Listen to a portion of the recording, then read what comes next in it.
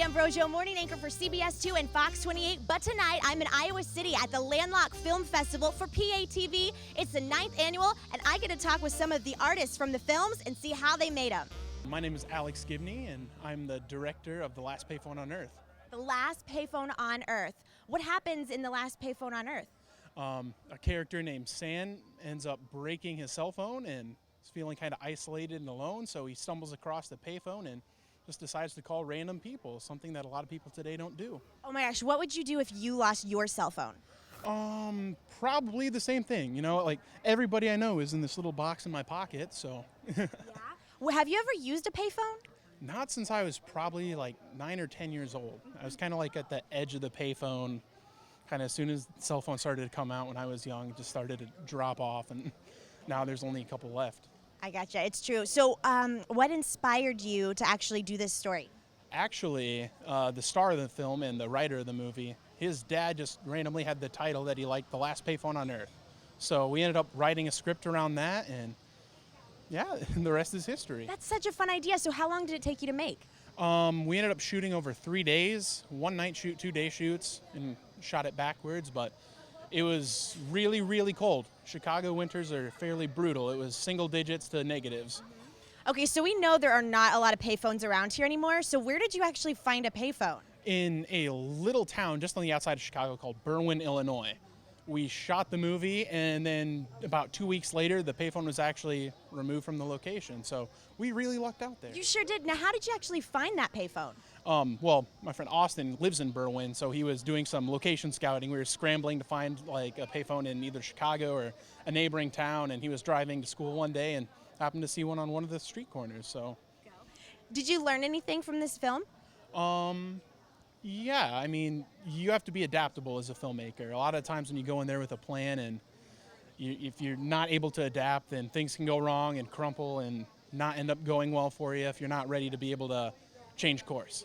So what are you really hoping that viewers are going to be able to learn from your film tonight? I really just want them to be able to have a good time. I kind of made it just so it's a broad audience thing. Pretty much anyone can enjoy it, young or old, so I don't know if there's like a lesson or moral to teach. It's just sort of a feel-good sort of film. So how did you audition all of the actors and the people that are in the movie? Actually, we had a really easy time with that. My friend Austin, who wrote it and edited it, happened to star in it. He was a great actor out of Cal Arts in California, so just figured we'd cast him right away. How long did it take you to write? About 2 weeks. We did a couple revisions for it, but it wasn't very hard to write at all, only a 5-page script. I'm Jackie Fashionpar. I wrote and co-directed Masks. This is a little 5-minute film based on the poem by Shel Silverstein. So tell us a little bit more about that poem, since maybe some of us aren't familiar with it. I guess I could just quote it. It's really short. It goes, "As she had blue skin, and so did he. He kept it hid, and so did she. They searched for blue their whole life through, then passed right by and never knew." Oh my gosh. Was it because they were on their cell phones? Because I think a lot of people don't look up anymore to see the people around them. It wasn't in this case, but yeah, that was actually in one of the earlier versions. They were on their cell phones, but I wanted to keep it just the masks that separated them. I gotcha. So did you paint people blue? Yeah, we were all like 14, 15 when we made this, so our budget was not a lot. We just grabbed some face paint from a local costume shop and just rubbed it on their faces. Is it like Braveheart, or is it It's like a solid all around their face. Okay. We were gonna do their whole bodies, but that did not work out well, so we didn't do that for the final version. So how old are you now? 17 recently. So you've waited kind of a while to let this be seen, or have you been showing it around the place? Earlier this year, it was in the Cedar Rapids Independent Film Festival. When I made it, I made it for a film competition through my school, and it did pretty well in that. And then I did another competition since then, so I've been doing some stuff with it. What does that poem mean to you? Because it's kind of heart-wrenching. Yeah, I mean, I guess sort of the moral is that even though it's, hard to be yourself, to be blue, so to speak, it's worth it because you could lose a lot more by not being yourself than you would ever gain by hiding yourself. And you're so young, especially when you started out doing this movie. So what are some things that you've learned since then that maybe the next movie you make, you're going to make some changes? I guess the first thing is not to just get every artsy camera angle just because. We had a lot of, we'll cut to a close-up of his foot and then his shoulder and his head. And I think that took a lot of extra time. And some of the shots looked really cool, but definitely focusing more on understandability and less on what else can we film might make it more understandable to people. My name is Jeremy Braverman, and I wrote and directed the film Take Care. And what are you hoping that they take care of? That's a good question. Well, I hope they take away some kind of meaningful experience from watching the film. It's a dark comedy with dramatic elements as well, and I think it's a character-driven film, and so I'm hoping that people will invest in the characters and get some enjoyment and find some meaning in the story. What is the plot? So it's a cancer comedy. A cancer comedy. That's something you don't really hear a lot. Yeah, well, I think what I try to do is sort of take a more humorous approach at a very serious subject. And it's about an undergrad theater student who is taking care of her father who's dying of cancer, who's kind of a good-time Charlie, fast-talking guy who ended up without health insurance or a support system.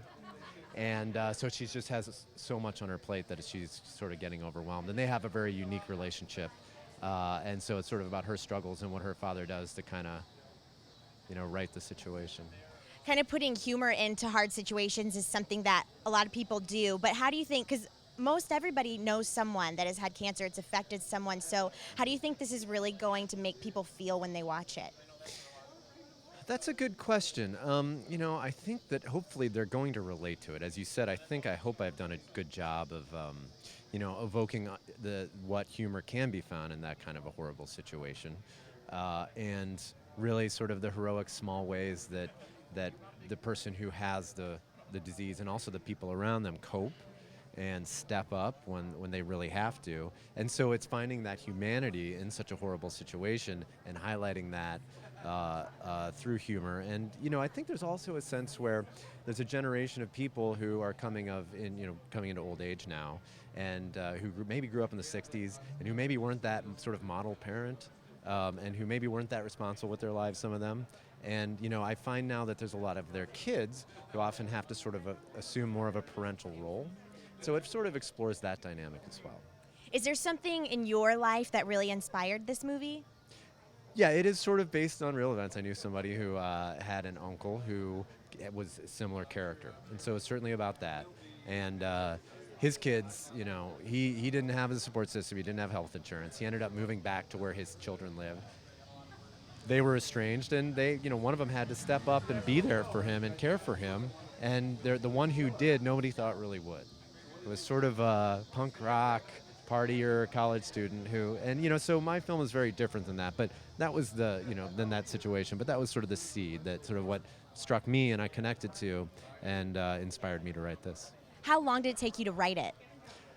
Wow, well, it's a tough question because it started out as a feature-length screenplay, and I wanted to make a short film, and I realized that sort of the first act of this feature would make a great short. So the feature I was writing for a long time, but then taking that short and that first act and crafting it into a short really didn't take that long. It just took maybe about a month. So because it was already kind of written, most of it too. So That's fantastic. How long did it take you to actually put it all together in a short film? well, the production took about 6 days. And then post dragged on for quite a while. It shouldn't have taken nearly as long as it did, but it ended up taking a couple years. But that was just because, so I'm the chair of a film department in Pittsburgh, Pennsylvania, and I've got a lot on my plate. And I really like to support my student films. That means a lot to me, and I spend most of my energy doing that. So that dragged out a little bit. So now that you've been helping many, many other people pursue their dreams, you have gotten to pursue one of your dreams and be here tonight to be able to present this movie. How does that make you feel? Well, this is my third time presenting at the Landlocked Film Festival, and I am an Iowa Cityan, and it's always like the place that I call home. It's always in my heart, and it's just, I had a huge contingent here of friends and family that showed up for me and showed up for the film, and it's just a wonderful experience. And I used to come to this theater. My father used to take me to see movies here when I was a small child. Things like Breaking Away and Young Frankenstein by Mel Brooks. And so, I was always a lover of film, and, a lot of that started right here. So to be able to present here was just such an honor, and Landlocked just does such an incredible job with the festival, and I'm so proud of it. My name is Chandler Wilds, and my film is Mount Lawrence. What is it all about? So I rode my bicycle from New York City to Alaska, about 6,700 miles, to come to terms with my dad's suicide and try to name a mountain after him. Oh my gosh. So did you have a boat bicycle? How did you get to Alaska? We went right up through Canada, right up through British Columbia and the Yukon. Yeah. That's amazing. What did you learn during that time? I learned a lot, to say the least. But I like to say that I got the answer that I needed, but it wasn't the one that I was looking for. It was better than the one that I was looking for. And so this film tonight is kind of all about that story right there. Yeah, we actually, yes, we're screening here, and it's it's kind of all about what I learned and the experiences I had along the way. What was the most bizarre thing that happened to you on your trip? Okay, so my name is Chandler, which is a kind of an unusual name, and I was in the middle of the Canadian wilderness, and I saw the bike on the side of the road, and it was a touring bike. There were bags on the side of it, and I yelled out to make sure that no one was hurt, and he was going the opposite way, and a guy came out of the brush, and he was another cyclist, and he had been swimming. Again, we're like about 100 miles away from any town, and we talked for about 30 minutes, and I'm about to leave, and I said, oh, by the way, I'm Chandler, nice to meet you. And he looks at me like, shock. And I go, what? And he goes, my name's Chandler too. Which is I've met maybe 5 other Chandlers in my life. So meeting him in the middle of nowhere, another one in the middle of nowhere, was kind of bizarre. That is really cool. So now, how did it actually strategically work? If you're riding your bike, how many bags? You couldn't have carried much. Yeah, so I carried all of my camping gear. We wanted the trip to be as close to a traditional bike tour in that respect. But then all the camera gear was located in a follow car that would kind of be strategically positioned along the way. We did, however, have cameras all over the bike, and then we also had cameras on a bag with us so that we would pull out. So when you got to Alaska going up north, was it during the summer or winter? How did you do that? It was definitely during the summer, but we left in April because we knew that we would be pushing the winter fall kind of thing. And so near the end of the actual ride, we started to, in the morning we would wake up and there was snow on the tops of the mountains, and then every day we could see the snow getting farther and farther down. So it was definitely, we were definitely pushing a timeline before the snow came. What do you think viewers tonight are going to think is the most meaningful part of your film? I think that grief is a universal feeling amongst humans, and processing that is something that we all go through in some way, shape, form, or fashion. And so I think that a lot of people, even if they haven't had the same experience as me, can kind of relate to the idea of losing a parent or losing a loved one and trying to process that and figuring out how to do so and coming to terms with it on, in their own way. At what point did you think, I'm going to take a really long bike ride to get through this grief period? What made you think about that? It had been a number of years since I lost my dad, and I was talking about this kind of idea, this crazy idea I had with some friends. I come up with crazy ideas quite often, and some friends who are producers said, no, this is a good idea. This is an interesting idea. You should do this. And so it was kind of at that moment when someone else said, you should do this, was when we were like, let's do it. So when you were actually driving or riding the bike, and you had all of this film equipment with you, probably, or did you use a GoPro, or how did you film it? We used GoPros. Hi, how's it going? We used GoPros a lot, but we also had film equipment. When you're shooting a documentary, you have to get people to sign releases. And so it was very odd for people to see this someone and who looks almost homeless, and then they're filming, and then all of a sudden they're like, oh, will you sign this legally binding document? So people were always confused, but we had GoPros on the bike, and then we were carrying a camera with us kind of wherever we went. My name's Benjamin Steger, and my film is Stage 4, A Love Story. Stage 4, A Love Story. Now, your reputation precedes you. I have heard about all of this, and it sounds really sad. Tell us how you're hoping that the viewers react tonight. Oh, well, it's actually not as sad as you might think. It's a very uplifting film. There's a lot of joy in it, and I think people that do come to see it will find that it is a very uplifting film. Good. So go ahead and talk a little bit about what the plot's about. Well, it's a documentary film, And it actually follows my parents from the time my mom gets diagnosed with stage 4 breast cancer in the next 5-6 years of their lives. And it's a story that's as much about love and marriage and what it takes to make a relationship work as it is about what it is to struggle through cancer and all of the decisions and things that you have to do in that regard. So, what makes the film an uplifting experience? I think that even though it's a really difficult predicament, it makes it can act as a catalyst to seize the day, to find the deepest expressions of love, and to make as much the most of your time as you can. So, and there's just a lot of joy in that. How is this meaningful for you? Because, I mean, this is your own parents that you're documenting. So what did you experience while you were making this? For me, in a sense, I think it was my own way of processing what was going on with my mom. And,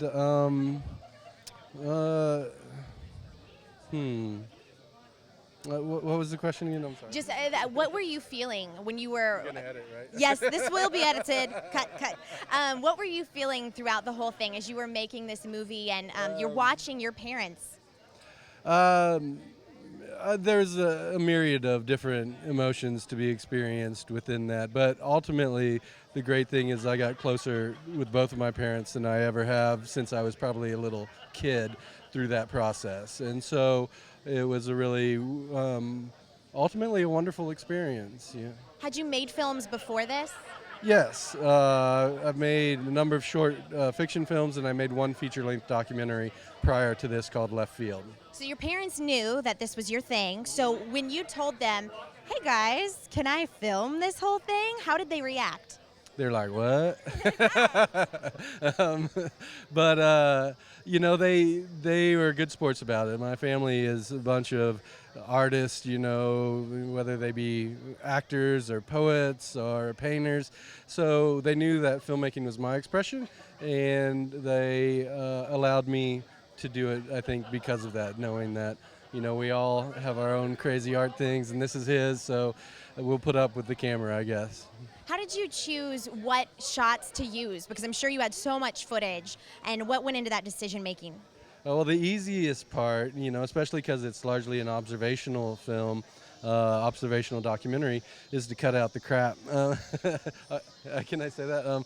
Sure. Well, so the easy part of the decision is that doesn't look good, or what were you thinking with the camera bin, sort of thing. So there's all that. But then once you get down to the structure of the film, you're looking to make every film needs to be really tight. It needs to keep the narrative progressing, and it needs to find the right emotional qualities. So it's really just finding the essences of things. Okay, my name is Kathy O'Keefe. I'm the director of Breaking Traffic, and we made the film Any Kid, Anywhere, Sex Trafficking Survivor Stories, which features 3 Iowa survivors of sex trafficking. So tell me about these people over here. Your organization actually hired them to make this movie. We did. So this is Kelly and Tammy Rendell of Fourth Wall Films. They are amazing filmmakers, and really the reason we hired them is because they have tackled a lot of social injustice issues with their films, and they do a beautiful job with really staying true to those stories and not sensationalizing them at all. So tell me what it was like for you guys to work on this topic that is such a tough area to talk about. It was very emotional. You're dealing with 3 women who I feel were just amazingly courageous to be able to sit down and talk to us so candidly about their experience. And the whole purpose of that was to try to make people aware, and especially to help kids to be aware of the dangers that are out there and the paths that they can be led into. And it was an incredible experience to meet them and to preserve their stories. What did this mean for you? Well, creatively, it was a good project for us. Kathy did allow us to kind of do our thing as creative people, and so that was a privilege. and to meet the young women and to hear their stories and appreciate how courageous they are to do this really to help others. Who actually conducted the interviews with the young women? Yes, I did. And how did you handle talking with them about this tough topic and approach it in a way that, was sensitive to that? Well, the thing that I found easiest with survivors of sex trafficking is really just to let them talk, just to share their story in the way that they feel comfortable. So I did ask some guiding questions to keep them on track, but really we just let them pour their hearts out, and Kelly and Tammy just did a beautiful job with weaving it all together. Tell me more about how you found these people. Okay. These are 3 survivors, local survivors, that had actually approached Breaking Traffic wanting to be more engaged in our anti-trafficking efforts. So this was just one great way to get them involved and to be able to share their voices publicly. So tell me, this is your film and they made it. How is this? Well, it's our film. I had started it many, many years ago, and the preliminary interviews in Iowa and in Europe I had done, but it sat unfinished, and I asked Kelly and Tammy about 7, 8 years ago, would you mind coming in and helping me finish this? And so that's how we are here today. All right, what's it all about? It's about actress Jean Seberg, who was born in Marshalltown, Iowa, one of Iowa's famous people, and the story of her life and what she endured, what she accomplished, and how she still lives today. What inspired you to make this? I was living in California and had worked in the film industry as an assistant, but many producers would come in, actors, directors. They would ask me where I was from, and I told them I'm from Iowa, and they would almost all the time they would say, "Oh, Jean Seberg, she was from there." So fun. Very good. Now, did you guys get to meet her? No. She died young. She died at the age of 40 in Paris, under mysterious circumstances. So it's really for us just been a privilege to kind of tell her story, and we tell it, I guess, in 3 ways. Jean is an actress, Jean is an activist, and Jean is an icon. So her activism is probably the part that people will find very intriguing tonight. I'm here with Joe. His movie is Of Minor Profits. What's it all about? It's about prostitution and farming in a nutshell. It's about a lonely bachelor farmer who befriends a sex worker, and her intentions really aren't what they appear. So drama ensues from there. What inspired you to do this? I grew up in Iowa for most of my life, and worked on farms in high school, all that, and always saw these lonely bachelor farmers kind of out on their remote little islands of land. And I was always fascinated by them and what their lifestyle was like and how they found connection with another human being. So it's really about 2 lonely people from opposite sides of the spectrum trying to find some sort of human connection with each other. What did you learn from this process? It's really hard to make a film, but very rewarding. So yeah, it was kind of a marathon. I wasn't expecting that, when I first started, but it's been worth it. I'm with Adam. His movie is Eat White Dirt. What is that all about? It's about people eating dirt. It's this pastime that we have down in Georgia, but it also carries over all over the world. And it's white dirt is this particular clay. It's kaolin. It's also in kaopectate. So if you've ever had kaopectate, you've eaten white dirt. Oh my gosh. Okay, why do they eat white dirt? Why is this a tradition? For that, you might have to come see the movie. Okay, what part of Georgia do they do this? It's mostly North Georgia. The banjos play. Well, it's even in Atlanta. Oh. Big urban areas, rural areas. So yeah, all over. Have you eaten white dirt? Of course. Okay, and so how did you get inspired to make this?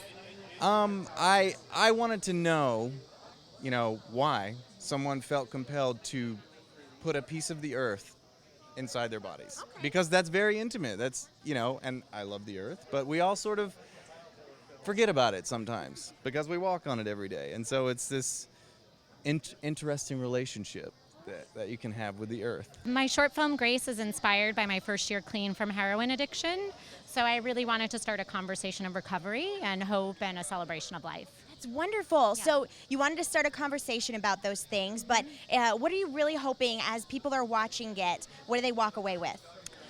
Oh, wow, so many things. I think the biggest thing for me is just that the conversation has started and that people want to know more and people want to be able to have these conversations about addiction and recovery. And I think that the more we become comfortable as a society talking about this, the less of a problem there would be. So I feel that if one or two conversations kind of start and spring out of this film, then my job is done. So now, did you start this film while you were still in recovery? Yes, I've been clean for 13 and a half years. Thank you so much. Yeah, and so I pretty much started the filmmaking process with it about around my 10th year clean. So it was really wonderful to be able to kind of come full circle and to create something out of that. Yeah. That's wonderful. So what made you think, I know what I'm going to do, I'm going to make a film about this? Oh, I had no idea. I wrote the first story, and I'm an actress, so I kind of put it in the drawer and was like, I'm not a writer. That's just going to sit there. And then 6 months later, I started workshopping it, and I emailed it over to Alicia Reiner, who's also in the film, and I sent it to her, and I was like, hey, do you have any feedback on the script? And she emailed me back. She's like, oh my God, I love it. When are we shooting it? And it was kind of like at that moment that I was like, oh, wow, I am making a movie. Luke's movie is As It Is in Heaven. There's a little subtitle there. Tell us what it is and why. Yeah, a divinely twisted comedy, so people wouldn't think it's too serious. Yeah. So tell us more about the plot. It's about an aging businessman. At the end of his rope, found his wife has been cheating on him, decides to off himself, but can't bring himself to pull the trigger, so he decides to pray to a God he hasn't believed in for 30 years. Film follows where his prayer goes, gets someone on the other line who may or may not be giving him sound advice. Very interesting. What inspired you to do this? Like I say, I had a Sunday school teacher when I was growing up that thinking back, I kind of wanted to piss her off, so that's kind of where it started. So you wanted to make your Sunday school teacher mad by doing this movie? Yes, and I don't think she'll ever see it or be aware of it in any respect. But hey, it brought me to Iowa City, so. And where are you originally from? Pittsburgh. Okay, so you came all the way to Iowa City to show this movie? Yes, I did. Wow. Yep. Why did you do that? This is the dream right here. My name's Derek, and my film is Lennis Moore, Woodcut Print Artist. What does that mean? Well, it's a short documentary. It's an 8-minute documentary about a local Iowa City artist. He's from Mount Pleasant, went to Luther, and kind of just explores a little bit what he's about, I think, and in the process of him making some of his artwork. So. What kind of art? It's printmaking, so he cuts wood blocks and then he inks the blocks and prints them, and they're available here in Iowa City at the local Artisans Gallery. And so why did you want to do a film on this particular person? I just like his artwork, and it really incorporates a lot of the Iowa landscape, which I've been away from now for a little over 10 years, and it's something that I miss, and it was fun to also shoot the B-roll that cuts in with the film.